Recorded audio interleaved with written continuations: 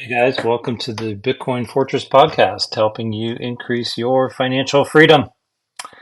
This is episode 84, recorded here on October 1st, 2023. This podcast is for entertainment only, not investing advice. Always do your own homework. All right.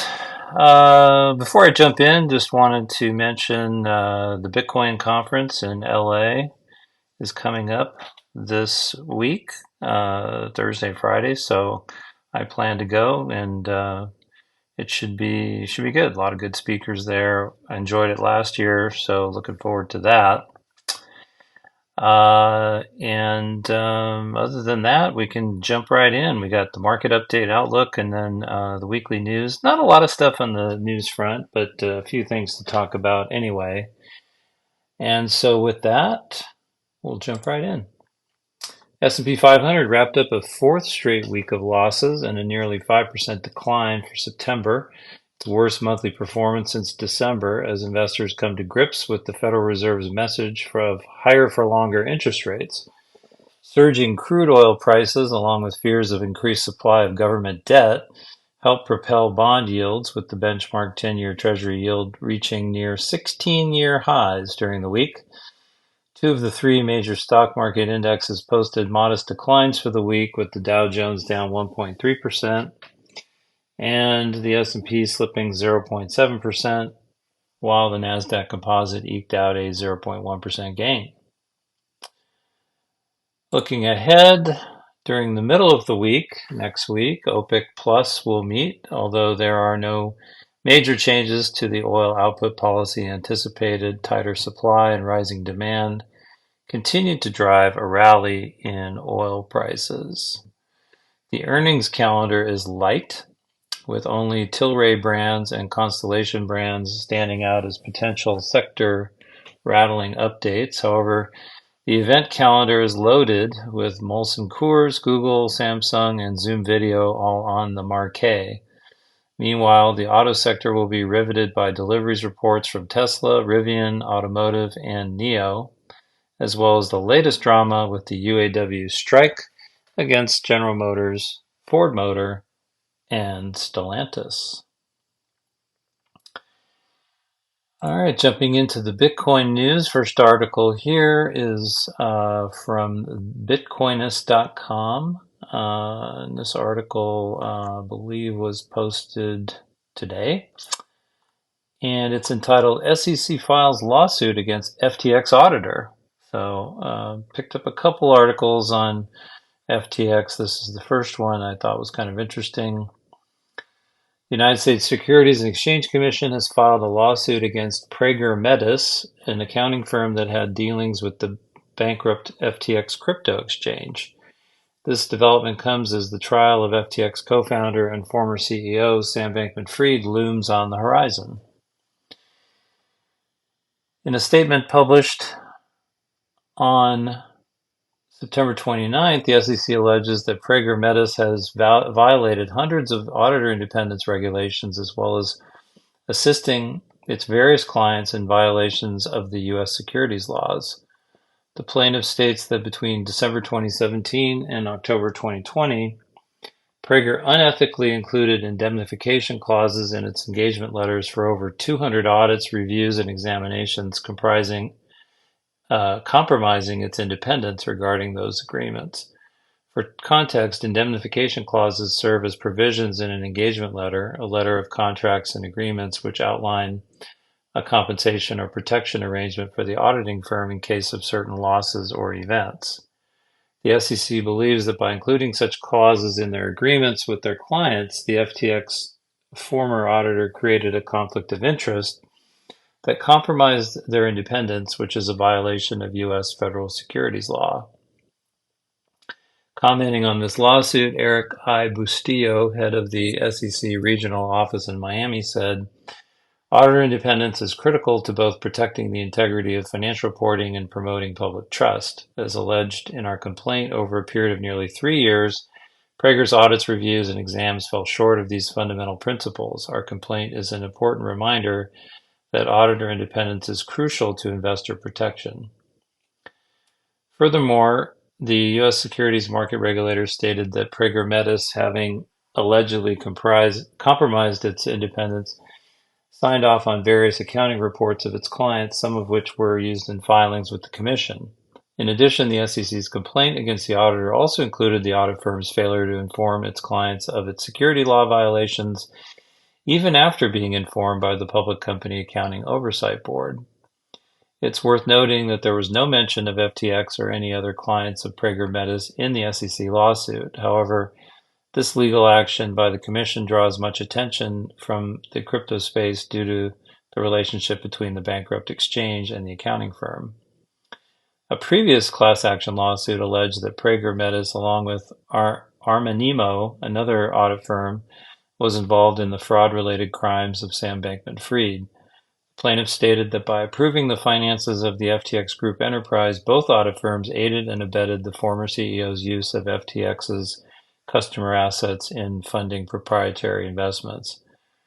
And by the way, I've been in public accounting or accounting industry for 30 years, and I've never heard of these firms before. So that ought to tell you something, that these crypto exchanges like to go for the unknowns, because maybe they'll see things their way. SBF trial approaches. In other news, the court trial of Sam Bankman-Fried is set to begin on October 4th, so that'll be next week. Following the jury selection scheduled for October 3rd, the trial is expected to last for 6 weeks, with 15 trial dates set for October and 6 set for November. The former FTX boss is accused of 7 counts of fraud, including wire fraud, securities fraud, money laundering, etc. Found guilty, some of these charges could result in a maximum of 20 years in prison. Staying on the FTX theme, this article is from CoinDesk. This was posted on September 28th, updated on September 29th.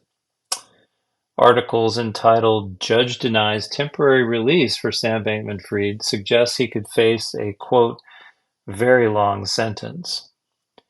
Sam Bankman-Fried will have to remain in jail for the duration of his trial, a federal judge ruled on Thursday, saying that the former FTX founder has had enough time to review material in preparation for the trial.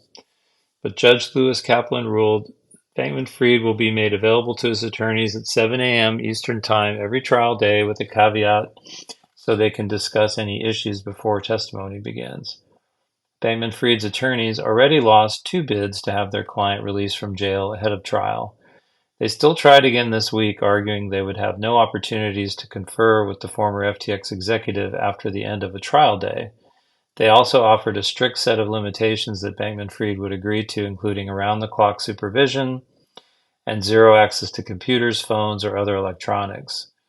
Prosecutors pushed back in a filing yesterday, saying Bankman-Fried and his lawyers had not met the burden of proof showing a temporary release was, quote, necessary.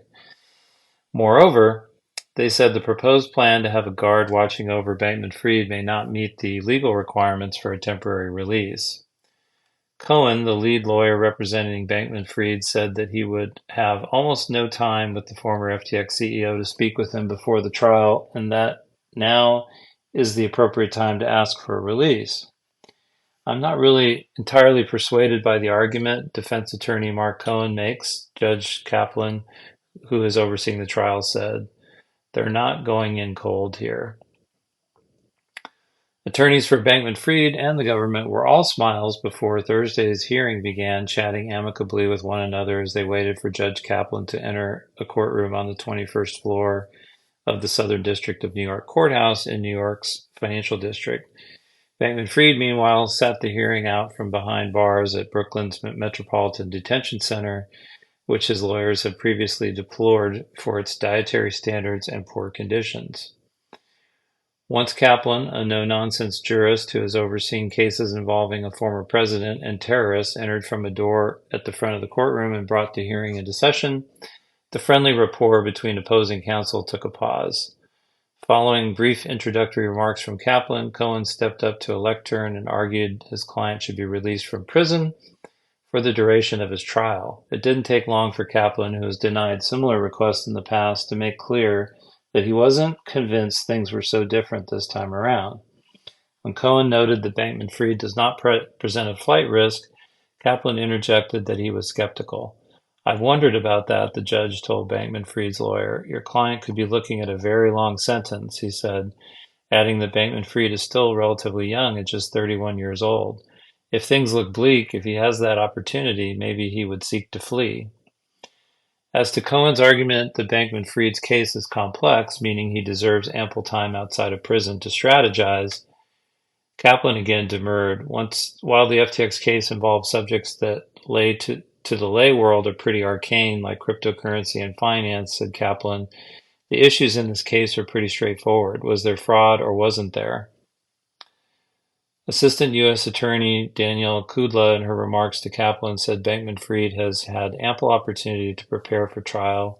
In addition to the option for daily meetings with his lawyers, Bankman-Fried's bail wasn't revoked until July, meaning he had more than 7 months to review evidence from the comfort of his Palo Alto, California home. Though Kaplan ultimately denied Bankman-Fried's petition for release from prison, he said he was committed to a fair trial and did make some accommodations for the disgraced crypto founder. Specifically, Kaplan said he would order Brooklyn's Metropolitan Detention Center to produce Bankman-Fried for his lawyers at 7 a.m. on days containing or following witness testimony. So that should be fun to watch next week.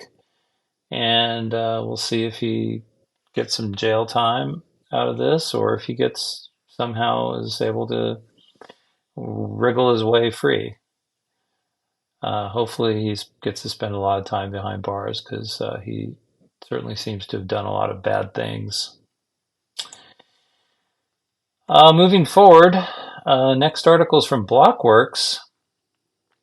And this is, let's see, this was updated on September 29th. Article is entitled BlockFi to move forward with Chapter 11 plan. BlockFi's Chapter 11 plan received approval earlier this week, supported by both the company's management and the Committee of Unsecured Creditors. According to a blog post, the plan got 90% approval across all voting classes. The former crypto lender filed for bankruptcy in late 2022 following the collapse of FTX. It followed in the footsteps of bankrupt lenders Voyager and Celsius. BlockFi will continue to seek recoveries from the Three Arrows Capital and FTX bankruptcies as part of the plan, which would then increase recoveries for customers. As Blockworks previously reported, BlockFi is also fighting claims from both FTX and 3AC, which both seek to recover funds. The company alleged, however, that it fell victim to the former crypto exchange. Additionally, back in early September, FTX objected to BlockFi's bankruptcy plan, alleging that it still suffers from certain fundamental shortcomings. The plan will ensure that digital assets are distributed to customers, including BlockFi interest account holders. Regarding the interest account specifically, the blog post said that the company expects that this will be the first wave of distributions, which will be followed by additional distributions. BlockFi is still working to distribute funds to clients with assets in the BlockFi wallet product, it said. After the plan goes into effect, BlockFi will exit bankruptcy and then start winding down the business. However, the timing is still uncertain due to being dependent on a few factors, including the Bermuda Court, which regulates our international clients, recognizing the U.S. Bankruptcy Court's approval of the plan. Okay, next we have, this is from Bitcoin.com, and this was posted yesterday. Robert Kiyosaki expects Bitcoin to, quote, become priceless when the Fed launches central bank digital currency. It says here, Kiyosaki explained in a post on social media platform X on Friday that the Federal Reserve's central bank digital currency is coming. And when that happens, privacy will be gone. Big Brother will be watching, he cautioned, adding that when the digital dollar launches, gold, silver, Bitcoin, and cash will become priceless. He proceeded to urge investors to start saving gold, silver, Bitcoin, and cash now before it's too late. The renowned author is not the only one who is concerned about the Federal Reserve launching a central bank digital currency. Last week, the United States House Committee on Financial Services passed the CBDC Anti-Surveillance State Act with the support of 60 Congress members. This bill is simple. It halts the efforts of the administrative state under President Biden from issuing a financial surveillance tool that will undermine the American way of life, explained Congressman Tom Emmer, who introduced the bill. In March, U.S. Senator Ted Cruz similarly introduced legislation to prohibit the Fed from developing a direct-to-consumer CBDC. However, the Fed is a long way from issuing a CBDC. In September last year, Federal Reserve Chairman Jerome Powell stressed that the central bank has not reached a decision on whether to issue a digital dollar. Quote, "We have not decided to proceed, and we don't see ourselves making that decision for some time," he noted. "We see this as a process of at least a couple of years where we are doing work and building public confidence in our analysis and our ultimate conclusion." But it certainly makes sense to have some Bitcoin in cold storage just in case. Next up is this is also from Bitcoin.com. This was posted 3 days ago. Articles entitled Economist Peter Schiff warns of biggest bond market crash and unprecedented financial crisis. Now, I'm not a huge fan of Peter Schiff because he's always bashing on Bitcoin and doesn't really seem to understand it. He's a pretty good economist and he's got some pretty good takes on the macro picture. So, a guy worth listening to, at least for that. Economist and gold bug Peter Schiff issued more warnings about the U.S. economy and the U.S. dollar in multiple posts on social media platform X over the past few days. He wrote on Wednesday, "We are still early in what will become the biggest bond market crash in U.S. history. Given that the U.S. economy is more levered now than at any time in history, governments, corporations, and individuals, the coming economic and financial crisis will be unprecedented in size. The financial crisis we're about to experience will be much worse than anything that happened in 2008, yet Wall Street and the Fed are even more clueless now than they were then," he opined. On Tuesday, The Economist detailed, "It looks like the bond market is crashing in slow motion, and the yield curve will finally normalize after 15 years of artificially low interest rates." He emphasized, "This will be catastrophic for the U.S., which has built an entire economy and government on a foundation of cheap money." In another post, he predicted, "Eventually higher bond yields will bankrupt the federal government and many state and local governments, as well as almost every bank in the country, explode federal budget deficits, causing a depression and a financial crisis." Moreover, Schiff cautioned, "If stock market investors think it's bad now, wait until they see what happens when the dollar starts falling with bonds and gold starts rising with oil." He warned, "The stagflation nightmare will soon be a full-blown reality. Very few investors are actually prepared for this outcome." Last week, Schiff warned of a tragic ending and the collapse of the U.S. dollar. He also recently urged investors to get out of the U.S. dollar, noting that a full-blown financial crisis will hit the U.S. economy before the Federal Reserve reaches its inflation target.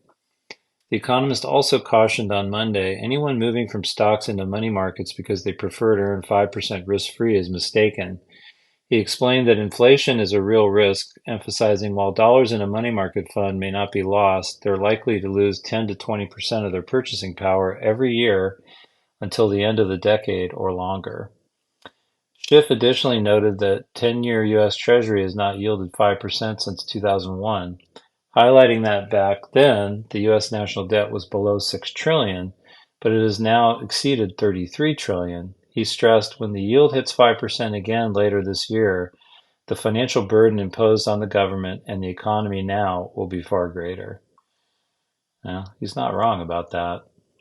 Only thing about holding some cash, though, is at least it gives you some optionality. It's almost like you're losing money, you're not keeping up with inflation, but um, it's good to have a little bit of cash anyway. I guess the best kind of cash is physical cash. Put it in the couch or this mattress. All right, next up, this is also from Bitcoin.com. This is posted yesterday. Articles entitled, "Former U.S. President Donald Trump may change crypto stance dramatically," says ex-SEC official.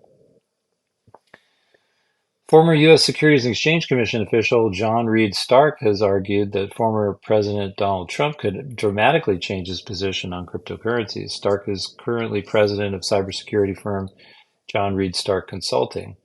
He founded and served as chief of the SEC Office of Internet Enforcement for 11 years. He was also an SEC enforcement attorney for 15 years. Trump is running for president in 2024. Former President Trump is on record as being strongly anti-Bitcoin and anti-crypto, Stark wrote on social media platform X Wednesday. However, the former SEC official argued crypto voters might be one-issue voters and are powerful and passionate constituencies, so perhaps former President Trump will change his crypto tune dramatically. Citing multiple media reports, he also noted that Trump now owns some cryptocurrency. The former U.S. president reportedly disclosed crypto holdings of $2.8 million in Ether in August after debuting a non-fungible token collection last year. In 2019, Trump stated that he is not a fan of Bitcoin or other cryptocurrencies, emphasizing that they're not money. He further said they are based on thin air, adding that unregulated crypto assets could facilitate unlawful behavior, including drug trade and other illegal activity. Moreover, he said in 2021 that crypto is very dangerous. The former SEC Internet Enforcement Chief concluded on Wednesday, under any circumstance, it seems likely that if a Republican is elected U.S. president, a Republican-appointed SEC chair would in the least approve a Bitcoin spot ETF and may even slow down considerably SEC crypto-related enforcement efforts. Last month, Stark highlighted a number of potential changes that could benefit the crypto industry. They included a Republican president being elected, SEC Chairman Gary Gensler resigning, and crypto mom Hester Pierce being appointed as the acting SEC chair. So we'll see. I mean, politicians all want to be elected, and a lot of the politicians that are running, well, a few of them that are running for president on the Republican ticket are pretty pro-Bitcoin, or at least pro, not anti-Bitcoin, I guess. But they're certainly courting that demographic, and who knows what will happen after they get elected. But, we shall see. Next up this is from Decrypt. This is posted on September 28th. Fortress CEO responds to Ripple backing out of acquisition. Ripple has confirmed that it no longer plans to acquire financial technology firm and crypto custodian Fortress Trust, less than a month after claiming that it would do so. So no surprise here. A lot of people were surprised when they did step in. And there was certainly speculation that once they did their due diligence that they might not want to go through with it. We've since made the decision not to move forward with an outright acquisition, though Ripple will remain an investor in Fortress, said Ripple CEO Brad Garlinghouse over X on Thursday. Garlinghouse maintained that Fortress has a strong team behind it, building helpful products. While this outcome is different from what was originally planned, we'll continue to support them and hope to work together in the future, he added. In early July, Fortress CEO Scott Purcell was bullish on the deal, saying Ripple was by far the best partner for us and our customers. However, an internal disagreement over business priorities for Ripple caused it to hold off on acquiring Purcell's firm. They are really just focused on pure B2B and institutional global business, Purcell told Decrypt on Thursday. We were a way for them to diversify into B2B2C. Many of their team were super excited about our tech and customer base, but others pushed back to stay the current course, he explained. Purcell clarified that Fortress was aware of Ripple's change of heart prior to the announcement and that both companies maintain a strong relationship with future plans together, just not merging. No customers are affected. This has nothing to do with our customers, he added. Ripple first revealed its acquisition plans in early September after a security incident with one of Fortress's partners gave hackers access to a handful of the crypto custodian's customer accounts. Fortress immediately covered losses for most affected customers at the time and was able to fully cover one particularly large client thanks to Ripple's help. Though the incident accelerated Ripple's plans, Fortress had been in talks for a potential acquisition for months with multiple partners, including Ripple and BitGo. A Ripple spokesperson told Decrypt at the time that Fortress was seeking partners to help grow its payments business, Fortress Pay. This opportunity makes sense for Ripple in the long term, they said. After the deal was canceled, the same spokesperson for Ripple declined to provide further comment. So we'll see what happens to Fortress next. They are a, quote, qualified custodian.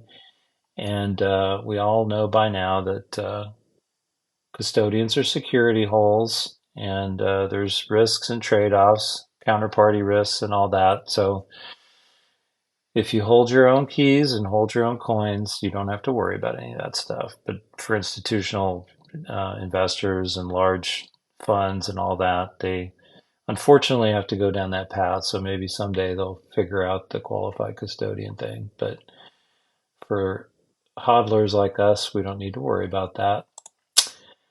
Next is from Cointelegraph. This was posted on September 28th, and this article is entitled SEC Delays Spot Bitcoin ETF Decision for Blackrock, Invesco, and Bitwise.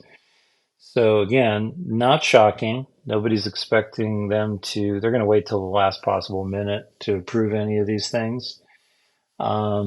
This is kind of interesting because of the impending government shutdown. I guess they pushed it out early. The United States Securities and Exchange Commission has delayed its decision on several proposals for spot Bitcoin exchange-traded funds, including BlackRock, ahead of anticipated government shutdown. The spot Bitcoin ETF applications of Invesco, Bitwise, and Valkyrie were also delayed by the SEC, according to separate September 28 filings, while Bloomberg ETF analyst James Seyffart is expecting the applications from Fidelity, Van Eck, and WisdomTree to also be pushed back by the securities regulator. The latest delays came 2 weeks earlier than the scheduled second deadline date for many applicants who had been expecting to hear from the securities regulator by October 16th to 19th. Seyffart said that the timing of the delays is related to the expected U.S. government shutdown, potentially taking place on October 1st, which will disrupt the country's financial regulators and other federal agencies. Both chambers of Congress, the House and the Senate, haven't agreed on various funding bills to finance government operations, and Congress needs to pass 12 separate full-year funding bills by October 1st to avoid a shutdown. And as it turns out, as we sit here today, they were able to pass a 45-day stopgap measure, so they kicked the can for another month and a half, and I guess they'll be dealing with it again November 15th. The SEC delayed a bundle of spot Bitcoin ETF applications in late August when the first deadline was approaching. Meanwhile, the third set of deadlines for the 7 firms is around mid-January, and they could also be delayed. The SEC will have to make a final decision by mid-March at the very latest. Well, wouldn't that be special? Because that is right around the time of the Bitcoin halving. So that could be really interesting. In late August, Bloomberg ETF analyst Eric Balchunas estimated that the probability of a spot Bitcoin ETF being approved by the end of 2023 had increased to 75% from an earlier 65%. He cited the unanimity and decisiveness at which the U.S. Court of Appeals Circuit had reached its decision in Grayscale's court win over SEC as the main reason behind the odds increasing. Balchunas further raised those odds to 95% by the end of 2024. Well, if I was going to bet on it, I'd say they're going to wait till the last minute, and it's going to be probably March of next year. But who knows? I could be wrong. And then the last article, kind of interesting one from Bitcoin. This is from Bitcoin Magazine. This was posted on September 27th. The future of energy, Bitcoin mining. If energy is so important to any and every economy, why is it so aggressively avoided in research and discussion? Going further, why such heavy over-politicization and division in the industry? Discard the tribalism in energy, nothing more than noise. It's nonsensical down to its very core. We need as much energy being generated as possible in a way that doesn't break an economy and that can allow us to keep the wheels of society turning. How do we achieve such a lofty goal? Direct monetization of energy generation. One issue demand for power is volatile, does not remain consistent throughout the day, let alone throughout the year. This volatility also bleeds into the varying forms of energy for economies that experience seasonal climate volatility or may be restricted in access to diverse sources. Is there a way for us to smooth out this demand volatility so that energy producers can maintain a consistent run rate while still being capable of providing reliable power to societal fluctuations? The answer is yes. This is achievable through Bitcoin mining. We can use Bitcoin mining to squelch the fraternal squabbles between all of the energy generators. All are free to compete for hash rate and seek that fabled next Bitcoin subsidy distribution, so as long as they agree to redirect power to the grid in society's moments of need, which has been shown to be effective in multiple events and scenarios on Texas's ERCOT system, as well as in Georgia. The greater the power generating capacity of the operation, the more they can afford to give society what it needs and still be capable of capturing revenue via Bitcoin mining. The best part is that Bitcoin doesn't care where the energy is coming from or being sourced. It wants it all. We can now justify the rapid expansion of energy generation and distribution infrastructure by providing perpetual and highly competitive demand for that energy. Demand that is both buyer of first resort and last. This demand can be sourced through the cheapest energy resources or through expanding current operations to provide greater output and maximize efficiency. All strategies are viable with this approach. Providing a responsive demand to the grid that can smooth out total demand curve is revolutionary. A well-balanced system would have overall demand looking as consistent and flat as that line representing nuclear power supply above. And there's a chart in the piece, so I'll post the link and you can check it out later in the show notes. But when you have natural demand ebbing and flowing, you need a flexible demand source that can fill in the gap between. You need a load that can shut off when societal demand surpasses forecasts, but provides such a benefit through both operational improvements and revenues that their product is readily sought after when circumstantial demands are satisfied, that they can be brought back online as soon as possible. That, ladies and gentlemen, is what the Bitcoin miners down in ERCOT in Georgia are doing. They are filling the gaps. This is what this is also doing is providing an incentive for energy generators to produce as much as possible, meaning there is now a justification to build out operations that are capable of producing far more energy than is required now, but can be of use in the future. What happens to demand when the supply of electrons does not make production of the commodity easier, or such an asset only continues to gobble up as much energy as thrown at it, not like gold, not like oil? These are two commodities that result in natural market forces bringing an end to high prices by justifying increased production during high prices and decreased production during low prices. That is the beauty of the difficulty adjustment in Bitcoin mining. When more power gets dedicated to the network and blocks begin to get completed too rapidly, the network ratchets up the difficulty, and vice versa when blocks are coming in too slowly. There's no overproduction and oversaturation of supply due to high prices. Meanwhile, mining pools allow for Bitcoin miners to work together to earn the Bitcoin subsidy.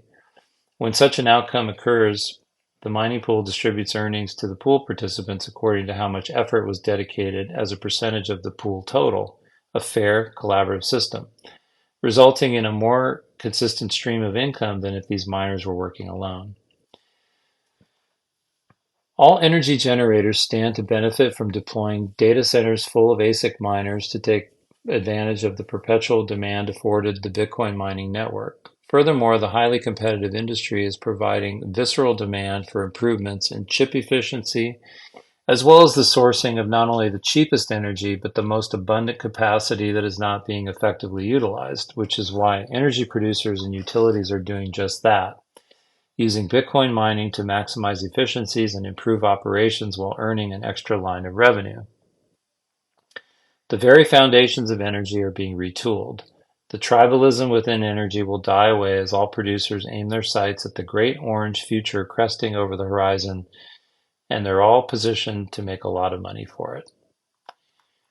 So really nice piece, and again, something I've probably talked about before. I really see Bitcoin mining and energy production and energy generation as being very complementary. And we should not be looking to any particular source of energy. We should be looking to grow all sources of energy. And Bitcoin mining, by golly, it's a great use of energy. And it can also help monetize energy production. And then last, I wanted to highlight this week's Substack post. It's entitled Implementing Bitcoin-Native Adversarial Thinking for a Resilient Life, the Antidote to Clown World. So I'll include a link in the show notes. I just posted that one actually yesterday, but I do actually do two posts a week now, one on Wednesday and one on Saturday usually. So if you don't already subscribe, please check it out. It's free. And that will wrap it up for this week. So thanks for listening to the podcast. If you enjoyed the show, please like and leave a comment. Also, don't forget to subscribe on your favorite podcast app so you don't miss an episode. You should also, if you're not listening to it on Fountain, you should, because you can earn sats for listening to your favorite podcast there. You can also follow my Substack at bitcoinfortress.substack.com, as I mentioned earlier. And you can follow me on Nostr. My NPub is included in the show notes. Not on any other social media. I've turned my back on X. And I like Nostr. It's good community. It's high signal. Lots of good information there. And if you don't like somebody, you just don't follow them. It's that simple. Freedom and liberty. All right, that's it. I will talk to you all next week.